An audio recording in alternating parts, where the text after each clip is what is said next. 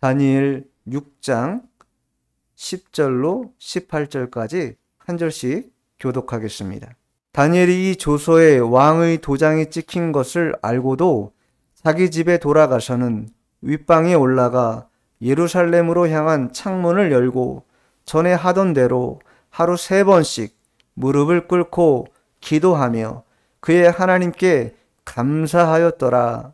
그 무리들이 모여서 다니엘이 자기 하나님 앞에 기도하며 간구하는 것을 발견하고 이에 그들이 나아가서 왕의 금령에 관하여 왕께 아뢰되 왕이여 왕이 이미 금령에 왕의 도장을 찍어서 이제부터 30일 동안에는 누구든지 왕 외의 어떤 신에게나 사람에게 구하면 사자굴에 던져 넣기로 하지 아니하였나이까 하니 왕이 대답하여 이르되 이 일이 확실하니 메대와 바사의 고치지 못하는 규례니라 하는지라. 그들이 왕 앞에서 말하여 이르되 왕이여 사로잡혀 온 유다 자손 중에 다니엘이 왕과 왕의 도장이 찍힌 금령을 존중하지 아니하고 하루 3번씩 기도하나이다 하니 왕이 이 말을 듣고 그로 말미암아 심히 근심하여 다니엘을 구원하려고 마음을 쓰며 그를 건져내려고 힘을 다하다가 해가 질 때에 이르렀더라. 그 무리들이 또 모여 왕에게로 나와서 왕께 말하되 왕이여 메대와 바사의 규례를 아시거니와 왕께서 세우신 금령과 법도는 고치지 못할 것이니이다 하니 이에 왕이 명령하매 다니엘을 끌어다가 사자굴에 던져 넣는지라. 왕이 다니엘에게 이르되 내가 항상 섬기는 너의 하나님이 너를 구원하시리라 하니라. 이에 돌을 굴려다가 굴 어귀를 막음에 왕이 그의 도장과 귀족들의 도장으로 봉하였으니 이는 다니엘에 대한 조치를 굳히지 못하게 하려 함이었더라. 왕이 궁에 돌아가서는 밤이 새도록 금식하고 그 앞에 오락을 그치고 잠자기를 마다하니라. 아멘. 아멘. 오늘 말씀의 제목은 신앙의 평정심, 신앙의 평정심이라는 제목으로 하나님의 말씀을 증거하도록 하겠습니다. 평정심이라는 것은 감정의 기복이 없고 평안하고 고요한 마음의 상태를 말합니다. 우리가 이 평정심을 유지하는 것이 참 쉽지 않습니다. 그러나 갈라디아서 5장에 나오는 것처럼 성령의 9가지 열매를 우리가 맺으려 힘을 쏟고 또 성령의 9가지 열매를 가지고 있다면 그렇다면 우리에게는 이 평정심이 유지될 것입니다. 사랑과 희락과 화평과 오래 참음과 자비와 양성과 충성과 온유와 절제 이 9가지의 열매를 잘 맺는다면 우리의 심령은 흔들리지 않고 요동치지 않고 온전히 평정심을 유지한 채 이 땅을 살아낼 수 있을 것입니다. 이 사랑이라든가 희락이라든가 화평, 오래 참음, 자비, 양선, 또 온유, 절제 이런 것들은요. 그 속에 이미 마음에 평강이 있다라는 것이 잠재적으로 느껴집니다. 그런데 이 9가지 열매 가운데 한 가지 충성, 이 충성은 충성과 평정심과 뭐가 동일한가? 어떤 것이 등치되는가? 이렇게 생각할 수 있을 것입니다. 여러분 충성의 그 충자는요. 한자로 볼 때 위에 가운데 중자에 밑에 마음심이 있습니다. 그래서 충성할 충입니다. 충성이라는 것은 마음을 가운데로 모으는 것. 이쪽도 아니고 저쪽도 아니고 좌고우면하지 않고 언제나 정중동으로 하나님만 바라보고 끝까지 나아가는 것. 그것이 바로 충성이다 이렇게 말할 수 있습니다. 그렇기 때문에 충성 또한 우리의 평정심과 다르지 않다. 우리의 마음을 지켜내는 것, 하나님의 일들을 감당하고 정중동으로 주님만 바라보고 나아가는 그 마음이야말로 우리 마음에 평정심을 가져다 주는 것이다. 오늘 본문에 등장하는 이 다니엘도 초지일관 그런 면에서 평정심을 유지한 그러한 사람이라고 할 수 있습니다. 자, 6장 마지막 절이죠. 28절 다 같이 함께 읽겠습니다. 이 다니엘이 다리오 왕의 시대와 바사 사람 고레스 왕의 시대에 형통하였더라.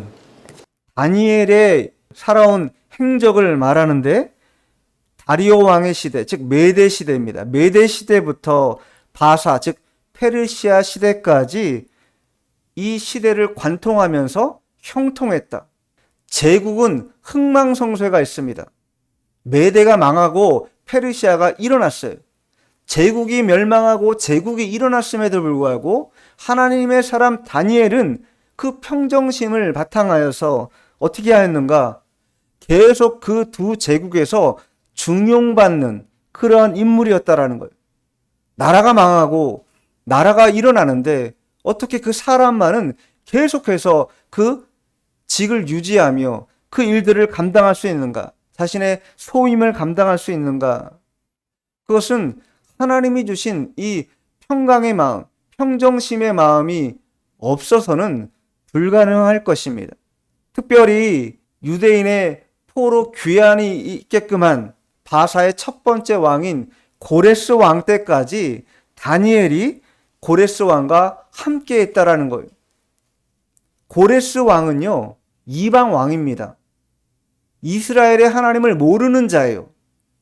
그럼에도 불구하고 하나님은 그 고레스를 택해서 이 포로 귀환을 지시하도록 했다라는 것이에요. 자, 역대하 한번 찾아볼게요. 36장 22절로 23절까지. 바사의 고레스 왕 원년에 여호와께서 예레미야의 입으로 하신 말씀을 이루시려고 여호와께서 바사의 고레스 왕의 마음을 감동시키심에 그가 온 나라에 공포도 하고 조서도 내려 이르되 바사 왕 고레스가 이같이 말하노니 하늘의 신 여호와께서 세상 만국을 내게 주셨고 나에게 명령하여 유다 예루살렘의 성전을 건축하라 하셨나니 너희 중에 그의 백성된 자는 다 올라갈지어다. 너희 하나님 여호와께서 함께 하시기를 원하노라 하였더라. 이방 왕이었던 고레스를 통해서 하나님께서 말씀하고 있다라는 거예요. 근데 그 말씀을 고레스가 어떻게 받고 있어요? 하늘의 신 여호와께서 세상 만국을 내게 주셨다. 뿐만 아니라 나에게 명령하셨다. 그리고 그 명령은 뭐냐? 유다 예루살렘 성전을 건축하도록 하기 위해서 포로 잡혀 있던 이 백성들, 유대인들을 다시 그의 땅 예루살렘으로 돌아가게 하는 것, 이게 하나님의 명령이었고, 고레스 왕은요, 그 하나님의 명령을 그대로 뭐 한 것입니까? 순종한 것이죠. 아니, 어떻게 이방의 왕이, 여호와 하나님을 알지 못하는 왕이 그렇게 하나님을 경외하는 마음을 가지고 있었을까? 우리는 어디서 단서를 찾을 수 있는가 생각해 보면 그것은 전적으로 이 고레스 왕 옆에 있었던 다니엘로부터 받은 영향이 가장 클 것이라고 유추해 볼 수 있습니다. 특히 성경 말씀을 통해서 다니엘이 고레스 왕에게 하나님이 어떠하신 분인가, 우주 만물을 창조하셨을 뿐만 아니라 이제껏 통치하시고 다스리시는 주권적인 하나님이라는 것을 누누이 이 고레스 왕에게 설파했을 것입니다. 또 그 힌트도 나오는데, 자, 이사야서 한번 이번엔 찾아볼게요. 이사야 44장 28절. 고레스에 대하여는 이르기를 내 목자라 그가 나의 모든 기쁨을 성취하리라 하며 예루살렘에 대하여는 이르기를 중건되리라 하며 성전에 대하여는 내 기초가 놓여지리라 하는 자니라. 이사야 선지자는요, 이 고레스가 살았던 당시보다 150년 전 사람입니다. 150년 전에 이사야 선지자를 통해서 이름까지도 분명하게 고레스를 통해서 이 하나님의 역사가 나타날 것이라는 것을 말씀하셨다라는 거예요. 그러면 그때 당시에 성경에 능통했던 다니엘이 이 이사야서의 말씀을 몰랐겠습니까? 당연히 알았을 것이고 그 내용에 대하여 고레스 왕에게 누누이 전달하고 하나님의 뜻이 무엇인지에 대해서 분명하게 알려줬을 것이라는 것은 자명한 사실일 것입니다. 그래서 전능하신 하나님이 어떠한 신분인가를 깨닫도록 항상 그에게 하나님을 알게 하였다. 그러니 이 고레스의 신앙이라는 것은 자연스럽게 다니엘로부터 온 것임을 우리가 알 수 있다라는 거예요. 고레스는 왕입니다. 다니엘은 신하예요. 그렇다면 사회적 신분으로 볼 때는 압도적입니다. 왕이라는 것은. 그런데 왕이 그 압도적인 신분적 위치를 가지고 있음에도 불구하고 신하의 말을 듣는다라고 한다라는 것은 어떤 의미가 있습니까? 그것은요, 다니엘의 처신이, 삶의 태도가 어떠했는가를 분명히 말해주는 것이, 우리가 간혹 메시지가 중요하다 이렇게 말합니다. 누구나 훌륭한 메시지를 전하기를 원합니다. 그러나 메시지보다 더 중요한 건 뭐냐? 메신저가 훨씬 더 중요하다라는 거예요. 그 사람, 그 메시지를 전하는 그 사람의 됨됨이, 성품, 그의 삶의 어떤 모습들, 이런 것들이 면면이 이 고레스 왕 앞에 펼쳐져서 보여졌을 거예요. 그랬기 때문에 이 고레스 왕은 다니엘을 전적으로 신뢰했을 뿐만 아니라 그의 말을 잘 따라 들었던 것이죠. 좋은 하나님의 메시지를 증거하는 것이 정말로 주의 종에게 필요한 사역이기 때문에 그 메시지를 위해 고군분투합니다. 아무리 너가 좋은 메시지를 전한다고 해도 너의 삶의 모습에서 메신저다운 그 거룩한 말씀을 전하는 그 사람다운 모습으로 살아가지 못한다면 그 메시지의 영향력이라는 것은 그렇게 크지 못할 것이다. 우리가 잘 알고 있는 흑인 인권 운동가이기도 하고 목사였던 미국의 마틴 루터 킹 목사가 있습니다. 그분께서 하버드 대학에 졸업 연설을 하러 간 적이 있다고 합니다. 그런데 킹 목사가 연설하기도 전에 그 하버드 대학교의 계단을 올라가는 모습을 본 사람들이 눈물을 흘렸다는 그런 얘기가 있어요. 메시지가 아니라 메신저가 갖고 있는 그런 힘, 능력, 이런 것이 중요하다. 다니엘은 그런 면에서 그의 말로 아무리 여러 가지 말했다 한들 얼마나 왕이라고 하는 이 사회적 지위를, 신분을 뛰어넘을 수 있었겠습니까? 오직 그가 메신저로서 하나님의 종으로서의 그러한 삶의 모습을 바탕하였기 때문에 고레스 왕이 그의 말을 잘 따라 들은 것이죠. 자, 10절 읽겠습니다. 다니엘이 이 조서에 왕의 도장이 찍힌 것을 알고도 자기 집에 돌아가서는 윗방에 올라가 예루살렘으로 향한 창문을 열고 전에 하던 대로 하루 3번씩 무릎을 꿇고 기도하며 그의 하나님께 감사하였더라. 지금 다니엘은요, 절체절명의 상황에 빠져 있었습니다. 그를 대적했던 총리들과 고관들이 고소했어요. 그럼에도 불구하고 다니엘은 어떻게 이와 같은 절대적인 평정심을 가지고 살아갈 수 있었는가? 어떠한 마음 상태라면 이와 같은 마음을 품을 수 있는가? 정적들이 그 다니엘의 삶의 모습을 살펴봤어요. 근데 아무리 살펴봐도 고소할 만한 내용이 없는 거예요. 우리가 흔히 털어서 먼지 안 나오는 사람이 있느냐 이렇게 말하는데 성경에 나오는 다니엘은요, 정말로 털어서 먼지가 안 나오는 사람이었어요. 그래서 대적들이 어떻게 하면 이 다니엘을 제거할 수 있을까 고민했어요. 그러다가 생각한 것이 뭐냐? 그가 가장 중요하게 여기고 가장 우선순위에 두고 있는 그의 신앙을 통해서 고소하지 않고서는 이 문제를 해결할 수 없겠다라고 판단했다라는 거예요. 다니엘 6장 4절, 5절 다 같이 한번 읽어보겠습니다. 이에 총리들과 고관들이 국사에 대하여 다니엘을 고발할 근거를 찾고자 하였으나 아무 근거 아무 허물도 찾지 못하였으니 이는 그가 충성되어 아무 그릇됨도 없고 아무 허물도 없었음이었더라. 그들이 이르되 이 다니엘은 그 하나님의 율법에서 근거를 찾지 못하면 그를 고발할 수 없으리라 하고. 사회적인 삶의 태도를 볼 때는 그것 가지고는 이 다니엘을 제거할 수 있는 명분을 찾을 수가 없었다라는 거예요. 그래서 찾은 것이 뭐냐? 그 하나님의 율법을 근거로 찾아야 되겠다. 즉 다니엘의 신앙을 근거로 해서 찾지 않으면 안 되겠다. 이렇게 판단한 것이죠.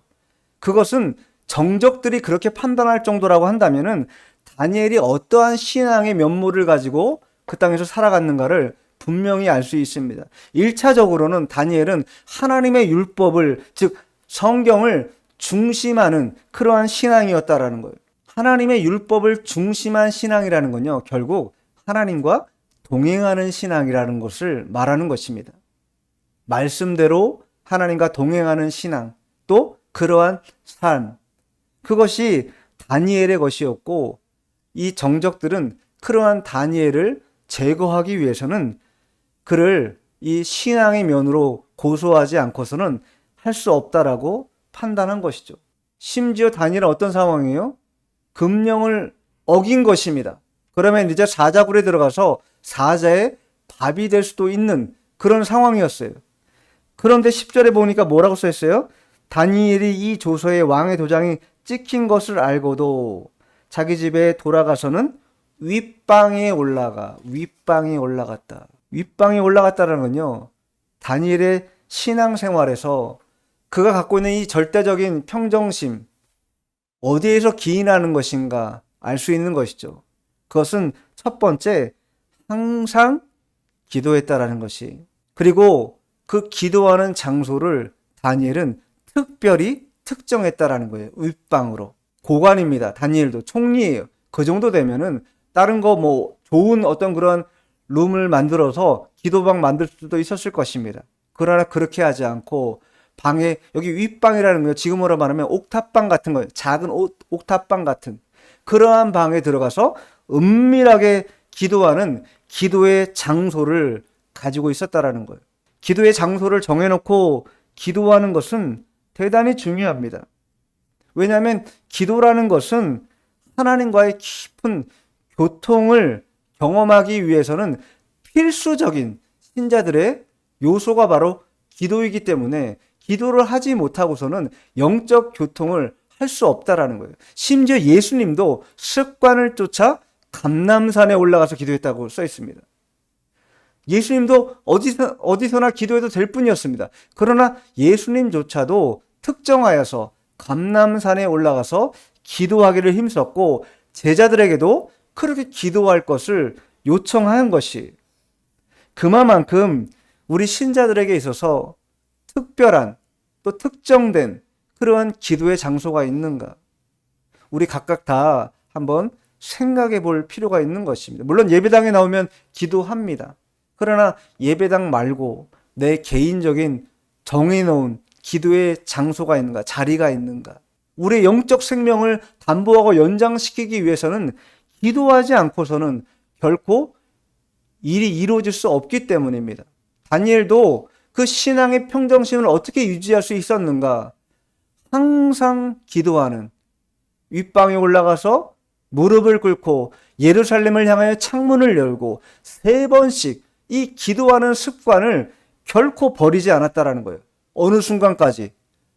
그렇게 할 경우에 목숨이 달아나는 그 순간까지도 내 목숨보다도 이 신실한 경건의 생활을 갖는 것이 훨씬 더 중요하다고 여겼다라는 거예요.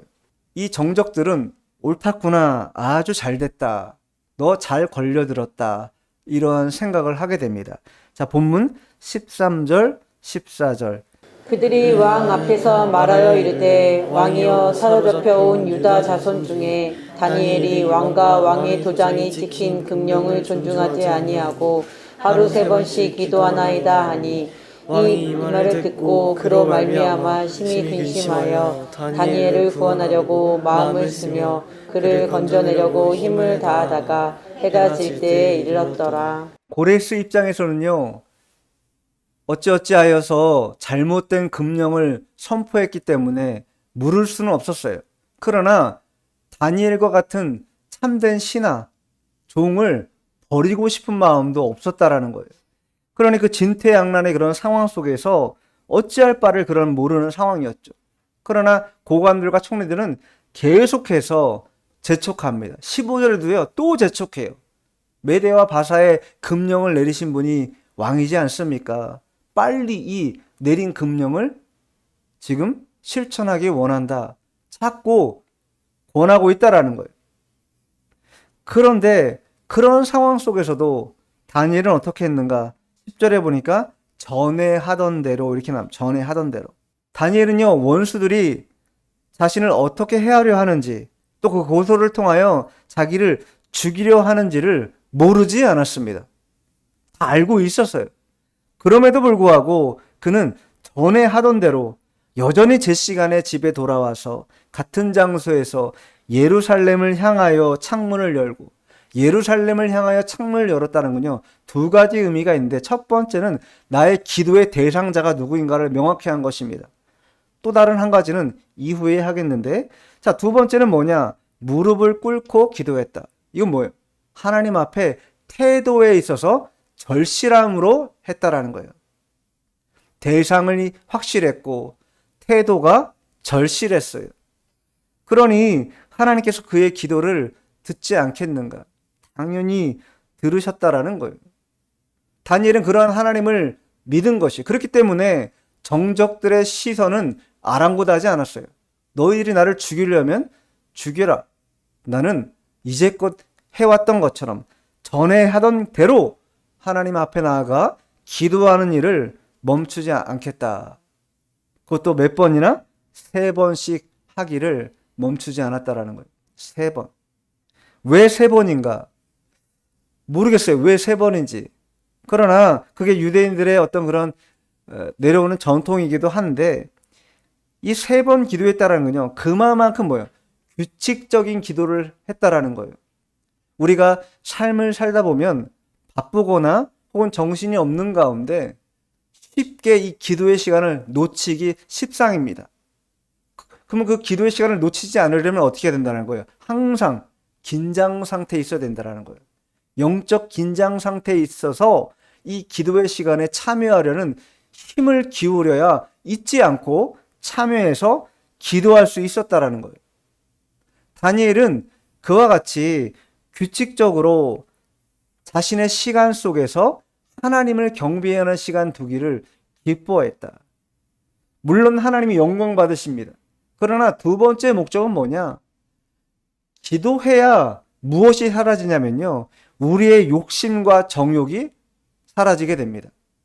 우리의 욕심과 정욕과 교만함은요, 가만히 방치한다고 저절로 사라지지 않습니다. 오히려 더 꿈틀꿈틀거리고 우리에게 더 큰 위협으로 다가오게 됩니다.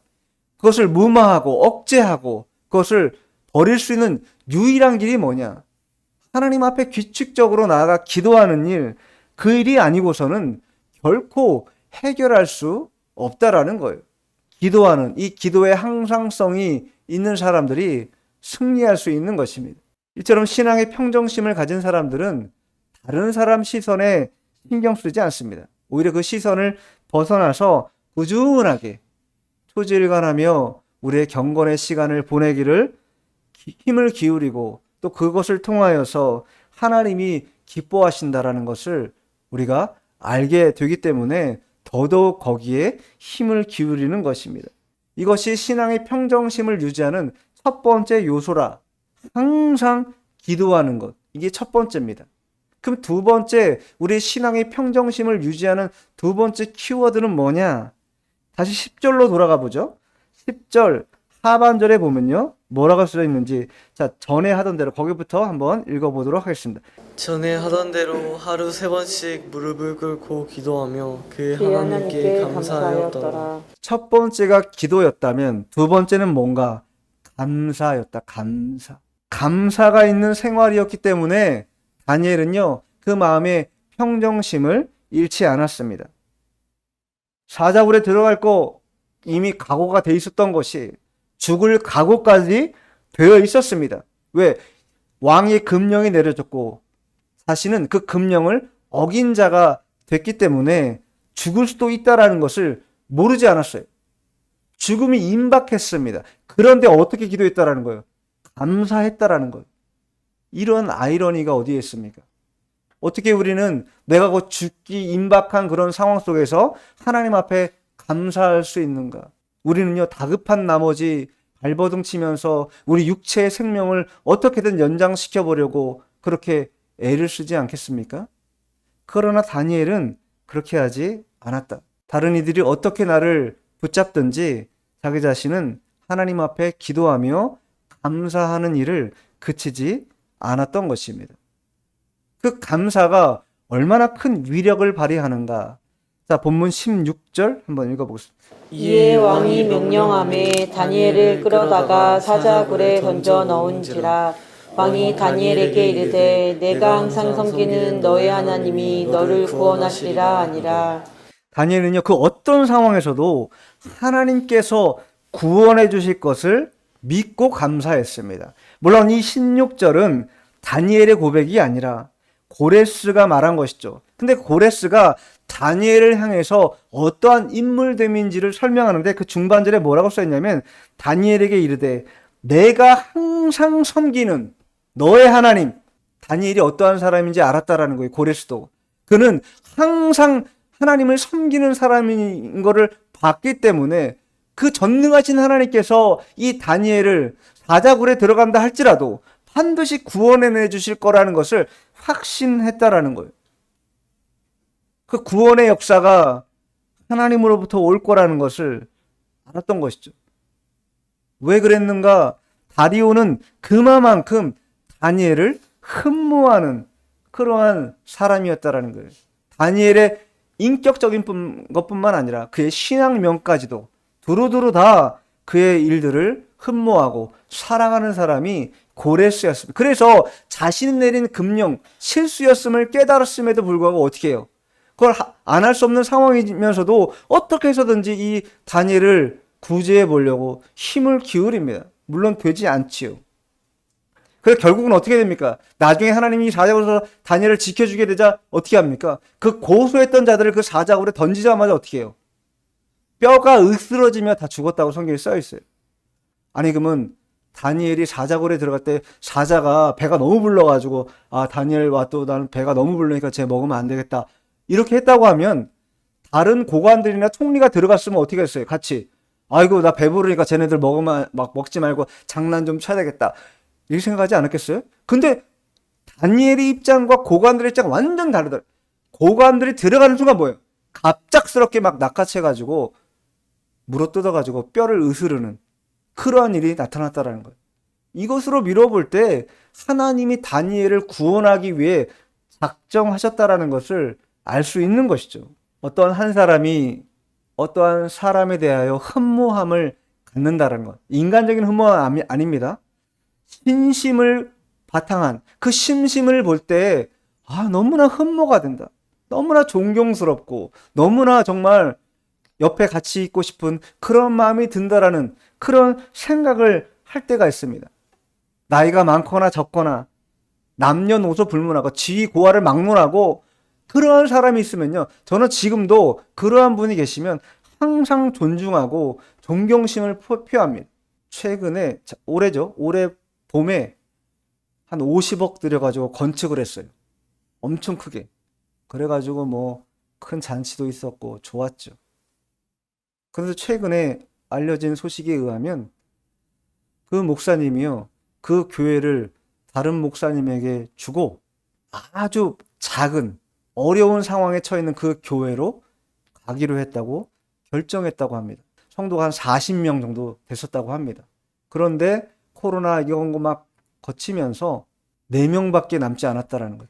그런데 그렇게 멋진 교회를 건축하신 그 목사님이 그 교회로 가시게 된 거예요. 은퇴를 불과 이제 6, 7년밖에 남겨두지 않은 그러한 목사님인데 총회에서 이런저런 왜냐하면 그 교회가 이 목사님 가게 된 그 목사님과 인연이 있었던 것 같아요. 그러니까 그런 소식을 들으니까 마음에 너무 힘든 거예요. 기도를 하면 할수록 너무 마음에 이 거룩한 부담감을 어찌할 수가 없어가지고 총회에 연락했대요. 그 목사님이 기도하시다가 사모님은 절대 반대. 가려면 당신만 가시오. 나는 못 갑니다. 그런데 뭐 부부 일체잖아요. 기도하시다가 사모님도 하나님 은혜 가운데 하나님 뜻이구나 마음을 받아서 어제 가셔가지고 어제 갔는데 통화를 한 거예요. 청소 막 마치고 예배 준비하고 있다고 말씀하시더라고요. 그런 신심은 과연 어디서 나오는 신심인가? 너무 존경스럽고 너무 아름답고 세상에 여러 가지 많은 그런 위치나 그런 모습들을 따라가는 그러한 경우가 많은데 심지어 목사님들도 그러한 경우가 많은데 어떻게 그러한 열정과 헌신과 낮아지심의 그런 결정을 할 수 있었을까? 참으로 감사하기도 하고 존경스럽기도 하고 해서 제가 감사하다고 전화 드린 거예요. 그러한 마음이 얼마나 귀한 마음인가 다시 한번 느끼는 그러한 시간이었어요. 시편에 보면요. 시편 46편 1절로 3절까지 보면 오늘 교동문에 했던 그 시문인데 제가 한번 읽어드릴게요. 하나님은 우리의 피난처시요 힘이시니 환난 중에 만날 큰 도움이시라. 그러므로 땅이 변하든지 산이 흔들려 바다 가운데 빠지든지 바닷물이 솟아나고 뛰놀든지 그것이 넘침으로 산이 흔들릴지라도 우리는 두려워하지 아니하리로다. 셀라. 이렇게 고백하고 있습니다. 어떤 어려운 경험, 다니엘과 같은 이 죽음이 임박한 환난이 닥친다 할지라도 하나님의 도우심은 그치지 않는다. 끝까지 우리를 지켜주시고 도와주시고 힘을 다하여서 그렇게 주님을 쫓는 자들에 대하여 일으켜주시고 북돋워주시는 분이 바로 우리 하나님이시다. 이렇게 시편 기자가 고백하고 있는 것입니다. 우리의 삶에도 산이 흔들릴 만한 그런 고난을 겪을 때가 있습니다. 큰 환난을 만날 때가 있습니다. 어떠한 사람에게도 도움을 구하지 못할 만한 그러한 상황에 처할 때도 있습니다. 그러나 그때 낙심하지 말고 다니엘이 그러했던 것처럼 하나님 앞에 나가 무릎 꿇고 감사함으로 기도한다면 하나님은 그 어려운 시기를 극복하게 하시고 일으켜 주시는 그런 놀라운 권능의 하나님이라는 것을 우리가 알아야 될 것입니다. 다니엘이 예루살렘을 향하여 기도한 것은 당시 예루살렘에 처한 이 상황 때문에 아까 제가 말씀드렸죠. 다니엘이 예루살렘을 향하여 창문을 열고 3번 기도한 첫 번째 이유가 뭐라고요? 기도의 대상자가 하나님이다. 이게 첫 번째 이유였습니다. 그러면 두 번째 이유는 뭐냐? 그것은 측은지심이에요. 자신의 동포들이 고국 땅에서 잊지 못하고 타향살이하며 고통받고 있는 그 안타까운 상황을 어떻게든 하나님의 능력을 통하여 극복해보고 싶다고 하는 그러한 발로에서 다니엘이 예루살렘을 향하여, 즉 예루살렘이 회복되기를 원하는 마음으로 그와 같이 기도한 것이다. 다니엘이와 같은 신앙의 평정심은 이 두 가지 항상 기도하는 것과 항상 감사하는 것으로부터 기인했고 실제로 그것을 통하여 구원받는 놀라운 역사가 나타나게 되었습니다. 우리도 신앙을 가진 자로서 주님을 따라가는 자로서 이 두 가지 양상을 항상 가슴에 담아놓고 기도하며 감사하는 그런 저희 모두가 되어야 되겠습니다. 기도하겠습니다.